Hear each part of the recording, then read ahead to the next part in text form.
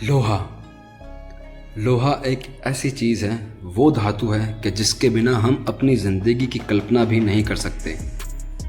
ऐसी कौन सी चीज़ नहीं है हमारी ज़िंदगी में जो लोहे से न जुड़ी हुई है। मानव सभ्यता की शुरुआत जब से हुई है तब ही से कई प्रकार की धातुएं हमारी ज़िंदगी में जुड़ी हुई रही, मगर सबसे महत्वपूर्ण, सबसे इम्पोर्टेंट जो धातु है वो है लोहा। कभी ज़रा सोच के देखिए कि आपकी जो रोज़मर्रा की चीज़ें हैं उसमें से अगर लोहे को निकाल दिया जाए तो आपकी ज़िंदगी कैसी होगी। अब वो चाहे आपके घर के खिड़की दरवाजे हों, रेलिंग्स हो, या अपनी गाड़ियाँ हों, आपके औजार हों। ज़रा सोच के देखिए, अगर लोहा ना होता तो किस तरह से हमारी ज़िंदगी हम बसर करते हैं।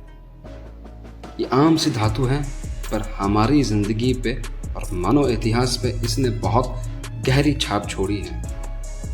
हमारे ट्रांसपोर्ट की गाड़ियाँ, हमारे घरेलू सामान, हमारे जो बिजली के खंभे हैं, वो खाना बनाने के तवे, चूल्हे, पंखे तक जो है वो लोहे से बने हुए हैं। एक आम सी गन्ने की मशीन जो गन्ने का जूस निकालती है, रस निकालती है, वो भी लोहे से बनी है। अपने आसपास ज़रा नज़र दौड़ा के देखिए कि इतनी सारी चीज़ें आपको लोहे से बनी मिलेगी कि आप गिनती करते करते थक जाओगे, मगर चीज़ें बनना ख़त्म नहीं होगी। बिना लोहे के हम ज़िंदगी नहीं जी सकते हैं। यही वजह रही है कि ट्रांसपोर्टेशन में, चाहे वो पानी के जहाज़ हो, हवाई जहाज़ हो या रेलगाड़ियाँ हों, बिना लोहे के ये चीज़ें बनना कभी संभव नहीं था। ये चीज़ें बनी तो मानव सभ्यता को फैलने का मौका मिला, संस्कृतियाँ एक दूसरे से मिली, चीज़ें बनती चली गईं, आविष्कार होते चले गए, और ये सारी चीज़ संभव हुई लोहे की वजह से। जिस तरह ट्रेन की पटरियाँ लोहे से बनी हो और ट्रेन को एक जगह से दूसरी जगह लेके जाती है, ठीक उसी तरह लोहा हमें विकास की ओर लेके गया। लोहे से हथियार बनते थे, पहले भी बनते थे, आज भी बन रहे हैं और आगे भी बनेंगे। यही वजह थी कि भारत में बने लोहे की तलवारें ईसा से 5 शताब्दी पूर्व तक ईरान जैसे मुल्कों में और उस वक्त की जितनी भी सभ्यताएं थीं, उन तमाम सभ्यताओं में भारत की बनी तलवारों की अपनी अलग पहचान थी। और भारत के लोगों को ईसा से 300 से 400 से लगभग 700-800 साल पूर्व तक ही लोहे का ज्ञान हो चुका था। इसी वजह से भारत में लोहे के वस्तुएं, हथियार बनने लगे। और सिर्फ भारत ही नहीं, प्राचीन मिस्र, एसीरिया, यूनान, रोम, इन सभ्यताओं में भी लोहे का उपयोग होना शुरू हो चुका था। लोहा पीरियोडिक टेबल में 8वें नंबर पर आता है और लैटिन में इसका नाम फी यानी कि फेरम है, और एटॉमिक नंबर है लोहे का 26। पृथ्वी के गर्भ में लोहा चौथा वो एलिमेंट है जो सबसे ज़्यादा पाया जाता है, और पृथ्वी की सबसे ख़ास चीज़ यानी कि उसका कोर, वो भी लोहे ही से बना हुआ है। तो बिना लोहे की हमारी ज़िंदगी आप एक बार कल्पना करके देख लीजिए किस तरह की होगी। यही वजह थी कि इतनी महत्वपूर्ण, इम्पोर्टेंट धातु लोहा, इस पे वीडियो बनाने का मैंने फ़ैसला किया। मुमकिन तो नहीं था कि वे लोहे से बने तमाम आइटम्स के फैक्ट्री में आपको दिखाऊं, इसीलिए मैंने एक फैक्ट्री को चूज़ किया है। उसी की वीडियो मैं आपको दिखा रहा हूँ। उन लोगों ने किस किस तरह के लोहे के आइटम बनाए हैं, कहाँ कहाँ बनाए हैं, कैसे बनाए हैं, क्या क्या चैलेंजेस उनको पेश आए हैं, ये सारी चीज़ें बनाते हुए। तो वीडियो में एंड तक बने रहिए। अगर आपको वीडियो अच्छी लगे तो वीडियो को ज़रूर शेयर कीजिए। काफ़ी मेहनत लगती है वीडियो बनाने में। आप लोग अभी तक मेरे साथ चैनल पे बने हुए हैं, इसका आप लोगों को बहुत शुक्रिया। चलिए मिलते हैं उन लोगों से। देखिए, ये मुमकिन नहीं था कि लोहे के आइटम जितने भी बनते हैं दुनिया भर में, मेरे लिए ये चीज़ पॉसिबल नहीं थी कि हर आइटम की मैं अलग अलग जाके फैक्ट्री को कवर करूं और उसका वीडियो बनाऊं, क्योंकि फिर वीडियो बहुत बहुत बहुत ही लंबी बन जाती। तो इसीलिए मैंने फैसला ये किया कि मैं एक वर्कशॉप को, एक फैक्ट्री को पकड़ूं जहाँ पे अपने आपकी, मेरी और आप सबकी रोज़मर्रा की चीज़ें बनती है, जैसे दरवाजे हो गए, खिड़की हो गई, टेबल्स हो गई, कुर्सियाँ हो गई, मोस्टली अपने जो रोज़मर्रा की चीज़ें होती है वो यहाँ पे बनती है। और इस वर्कशॉप, इस फैक्ट्री का नाम है केवी आयरन वर्क्स और इसके जो मालिक हैं वो है जनाब जावेद शेख जी, जिनको लोग प्यार से बंटी भाई भी कहते हैं। बंटी भाई से मिलेंगे और उनसे जानेंगे इस बिज़नेस के बारे में, कब से वो इसको रन कर रहे हैं, क्या क्या प्रोजेक्ट्स वो पूरे कर चुके हैं और क्या क्या प्रोजेक्ट्स उनके हाथ में अभी है। तो मिलते हैं बंटी भाई से और जानते हैं उन्हीं से उनकी शॉप के बारे में, इस काम के बारे में। जावेद भाई बताइए कुछ अपने बारे में। अस्सलाम वालेकुम। मैं जावेद शेख, सन ऑफ मोहम्मद सलीम शेख। मेरा ये लोहे का कारखाना है, फैब्रिकेशन का काम चलता है हमारे यहाँ पे। आयरन के अंदर बहुत से हमारे आइटम बनते हैं, रेलिंग, फाटक है, गेट है, एसएस का काम भी शामिल है हमारे इसमें। और ये काम मैं कम से कम 1998 से, सन 1998 से कर रहा हूँ। पढ़ते हुए मैंने जॉब भी की है, काम भी किए हैं। मेरे पास हमारे नबी की सुन्नत भी है, दाऊद अलैहिस्सलाम की सुन्नत है। उस हिसाब से उनके वसीले से हमने ये काम किया और हमें खूब बरकतें मिली हैं। सर माचा सफारी पार्क में जितना भी काम हुआ है लोहे का, चाहे वहाँ के दरवाजे हों, जितने भी जानवर हैं, इनके जितने भी पिंजरे हैं, उस सारा का सारा काम इसी वर्कशॉप से निकला है। बंटी भाई कितना टाइम लगा था बनने में उनको? काफ़ी टाइम लगा था। जब हमने काम किया था माचा सफारी पार्क का, जब तो माचा सफारी पार्क तैयार भी नहीं था और उस वक्त एक पहाड़ी थी, पहाड़ों के ऊपर हमने काम किया है। बहुत टिपिकल था। स्टार्टिंग में जब हमने चैनलिंग जाली लगी थी सबसे पहले, तो पूरी बाउंड्री बनी थी चैनलिंग जाली की, उसमें हमें बहुत दिक्कत आई थी। बहुत रास्ते भी नहीं थे।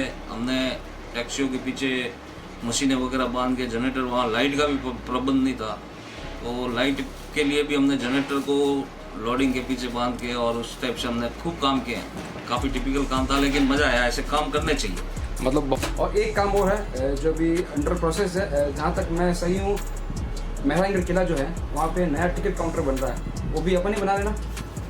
जी, मेहरानगढ़ किले के अंदर जो काम चल रहा है अभी, एक विजिटर हाउस बना है, इसको हम टिकट, ये भाई कह रहा है जैसे टिकट विंडो वगैरह भी बनी हुई है, तो विजिटर हाउस के नाम से एक स्ट्रक्चर बना है, आयरन स्ट्रक्चर। आयरन स्ट्रक्चर का काम मैंने लिया था, लेकिन मेरी रेट में कोई सेट नहीं हुआ, तो कोई बाहर की कंपनी कर रही है। उसके अंदर अदर काम खूब है, दरवाजे हैं, खिड़कियाँ हैं, रेलिंगें हैं, साइड के रेलिंगें हैं, और भी बहुत से काम है, कैमरे स्टैंड वगैरह खूब मैंने वहाँ पे सप्लाई कर रहे हैं और बना भी रहे हैं। अभी काम चल रहा है वहाँ पे, कंप्लीट नहीं हुआ है। 95% काम हो चुका है, कुछ ही काम बाकी है। बड़ा काम है, बहुत अच्छा प्रोजेक्ट था वो भी। हमारे जोधपुर का आन बान शान है, मेहरानगढ़ फोर्ट है, जो राजस्थान के कई किलो से बेहतरीन है और मेरे ख्याल से वो नंबर 1 2 पे ही आता है। तो मेहरानगढ़ का काम करने में खुद भी एक अपने आप में एक गर्व महसूस होता है। एक चीज़ और मैं बता दूं, एक और बड़ी बिल्डिंग, बड़ा प्रोजेक्ट जोधपुर का, जो जोधपुर की तरह से नई पहचान बनने जा रहा है, वो है राजस्थान हाई कोर्ट। सही कह रहा हूँ मैं जी? राजस्थान हाई कोर्ट में भी लोहे का जो काम है वो इसी वर्कशॉप से निकला हुआ है। कुछ उसके बारे में बताइए हमें। राजस्थान हाई कोर्ट में हमने काम ज़्यादा तो नहीं किया, लेकिन कुछ काम किए हमने। बाहर की कंपनी थी, उनके कुछ काम किए हैं, ज़्यादा काम नहीं। अपनी वर्कशॉप से काम तो हुआ है ना वहाँ पे? जी बिल्कुल हुआ है, थोड़ा बहुत काम। अच्छा, मैं यहाँ पे इनको टोक रहा हूँ, उसके लिए माफ़ी चाहूँगा। एक चीज़ मैं बता दूँ, इनका जो काम है ना, वो ऐसा ही नहीं है कि मुँह उठाकर काम करना चालू कर दिया। गवर्नमेंट की तरफ से वेल सर्टिफाइड पर्सन है ये। आपका सर्टिफिकेट हमें दिखाइए, किस चीज़ का है, किस लिए मिला है, क्यों मिला है? सर्टिफिकेट हमारा देखिए आप, गवर्नमेंट ऑफ इंडिया का है। ये अभी मैंने एक एग्ज़ाम दे के 2022 में एग्ज़ाम दिया है और उस एग्ज़ाम को पास करके मैंने ये सर्टिफिकेट प्राप्त किया है। तो आप लोगों ने देखा कि ये जो वर्कशॉप है देखने में तो काफ़ी छोटी दिखती है, मगर इस छोटी सी वर्कशॉप से इतने बड़े बड़े प्रोजेक्ट्स निकले हैं। चाहे वो माचा सफारी पार्क हो, मेहरानगढ़ फोर्ट का जो वर्क अभी चल रहा है, अंडर प्रोसेस है, वो हो, कुछ काम राजस्थान हाई कोर्ट जो अभी नया बना है वहाँ का हो, और जो दीगर इन्होंने अपने दूसरे प्रोजेक्ट बताए वो इनके ज़रिए से हुआ है, इसी छोटी सी वर्कशॉप से निकला है। और एनएलयू के बारे में कुछ बताइए। एनएलयू के अंदर काफ़ी काम किया। एनएलयू का मेन गेट है वगैरह, काफ़ी बहुत से काम हमने एनएलयू के अंदर भी किए हैं। फैशन डिज़ाइनिंग में भी काम किए हैं, जो गवर्नमेंट का एक डिपार्टमेंट है, एजुकेशन हब है। और एक चीज़ मैं बताना चाहता हूँ कि कुछ साल पहले, शायद 10 से 15 साल पहले, मैंने भी कुछ टाइम के लिए काम किया था, और एक जो सबसे बड़ी परेशानी होती है ना वेल्डिंग के काम करने में, वो है जब उसका जो धुआं होता है ना वेल्डिंग करते वक्त, वो अगर आँखों में गलती से भी चला गया ना, तो जो दर्द है ना उसको बयां नहीं किया जा सकता। एकदम से नहीं होगा वो, रात के जब आप सो चुके होंगे ना, सोने के बाद आँखों में दर्द स्टार्ट होगा। और दर्द ऐसा होगा कि ना तो आप आँख खोल सकते हो ना बंद कर सकते हो, और दुखेगी अलग। वो दर्द मैंने सहा है, मुझे पता है इस काम में कितने खतरे हैं। रोज़ चोट लगती है, भले आप कितनी भी सेफ्टी कर लो, कितनी भी सेफ्टी कर लो, मगर चोट फिर भी लग जाती है रोज़ किसी न किसी तरह से। इन लोगों को सलाम है। अभी चूँकि गर्मी स्टार्ट हुई है, आगे मई जून का महीना है, टेम्परेचर 47-48 पर चला जाएगा। उस टेम्परेचर में लोहा जो है बिल्कुल वो एक तरह से आग का अंगारा बन चुका होता है। उसमें भी ये लोग मन लगा के काम करते हैं, जितने भी भाई बार काम कर रहे हैं या जितने भी जो भी लोग इस तरह के काम कर रहे हैं, उन लोगों को दिल से सलाम है कि वो अपनी जान जोखिम में डाल के और अपने को तकलीफें लेकर के हमारे घरों को सुधार रहे हैं।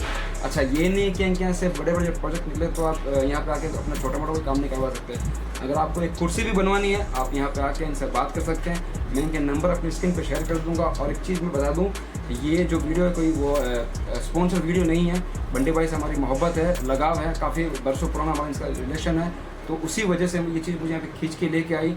और जैसा मैंने आपको बताया कि हमारा जो टॉपिक था आज का वो लोहे के ऊपर था, और लोहे की हज़ारों चीज़ें बनती है, तो हज़ारों फैक्ट्री में जाना पॉसिबल नहीं था, इसीलिए मैंने इस फैक्ट्री को चूज़ किया, इस वर्कशॉप को चूज़ किया है।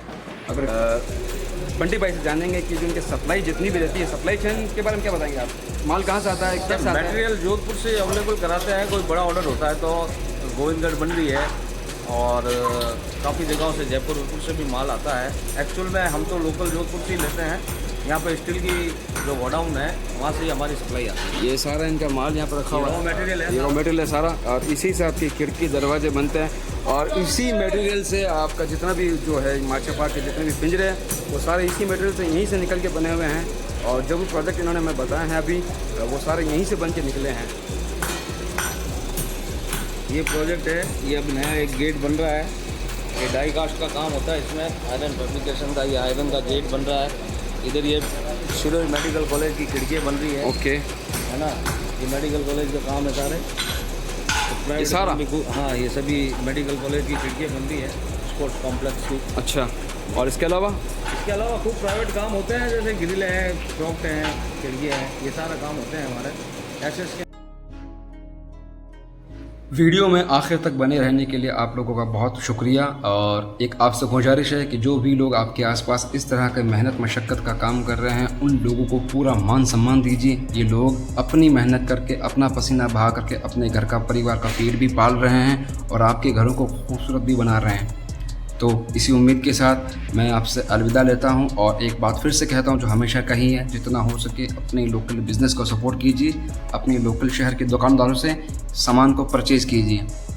इसी के साथ मिलते हैं आप लोगों से अगले वीडियो में, आपके अपने चैनल बी लॉगर 1 में।